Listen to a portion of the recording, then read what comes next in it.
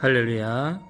오늘도 말씀과 함께 하나님을 기억하며 하나님 앞에서 하루를 시작하시는 우리 사랑하는 성도 여러분에게 하나님의 사랑과 은혜가 충만하시기를 주님의 이름으로 축원합니다.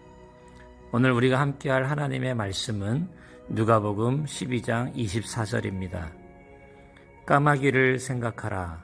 심지도 아니하고 거두지도 아니하며 골방도 없고 창고도 없으되 하나님이 기르시나니 너희는 새보다 얼마나 귀하냐.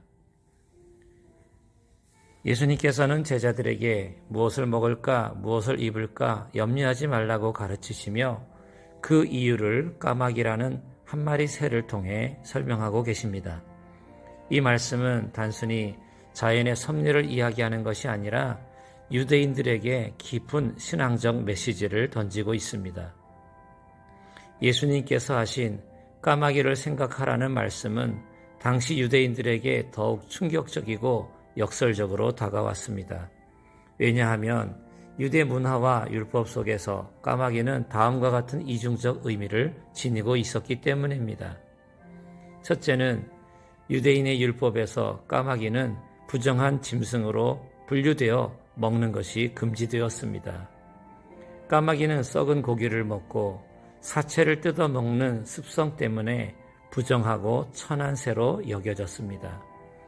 따라서 까마귀는 당시 유대인들에게 가장 하찮고 멀리해야 할 존재, 심지어 저주와 관련된 존재이기도 했습니다.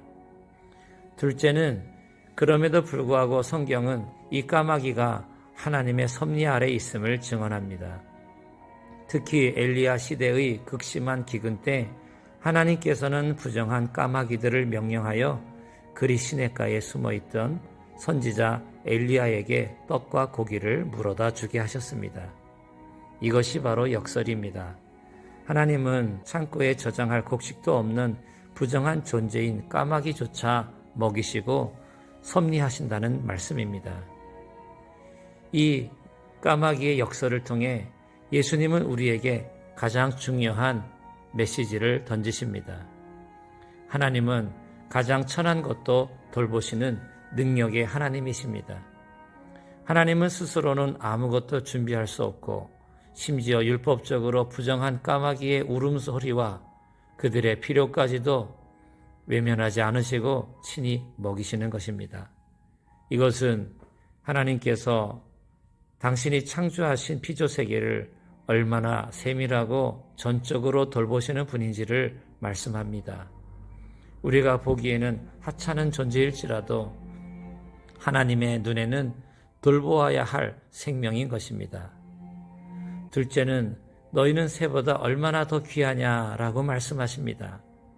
까마귀의 부정한 상태와 대조하여 우리는 하나님의 형상대로 지음받은 존귀한 존재이며 독생자 예수 그리스도의 핏값으로 구원받은 하나님의 자녀임을 기억해야 합니다. 부정한 까마귀조차 공급하시는 하나님이 어찌 그분의 자녀인 너희에게 가장 필요한 것을 주시지 않겠느냐? 예수님의 이 질문은 우리의 모든 염려를 잠재우고 하나님을 향한 절대적인 신뢰를 촉구하는 것입니다.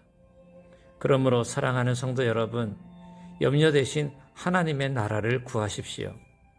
오늘 우리는 까마귀라는 작은 새를 통해 우리의 염려가 얼마나 쓸데없고 하찮은 것인지 무익한 것인지 그리고 무엇보다 하나님을 향한 불신앙인지 깨닫게 됩니다.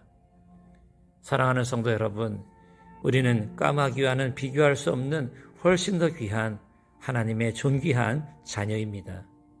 그러므로 우리가 해야 할 일은 세상의 염려를 붙잡고 불안해하는 것이 아니라 오직 하나님의 돌보심을 신뢰하고 이제 먼저 그의 나라와 그의 의를 구하는 삶을 사는 것입니다. 이 아침에 우리의 모든 염려를 주님 발 앞에 내려놓고 까마귀조차 기르시는 하나님을 온전히 신뢰함으로 참된 평안과 기쁨을 누리는 복된 하루가 되시기를 주님의 이름으로 축원합니다. 아멘. 기도드리겠습니다. 은혜와 사랑이 풍성하신 하나님 아버지, 이 아침 우리의 마음을 하나님께로 향하게 하심을 감사합니다. 우리에게 모든 염려와 불안으로부터 자유하게 하시는 생명의 말씀을 듣게 하시니 감사합니다.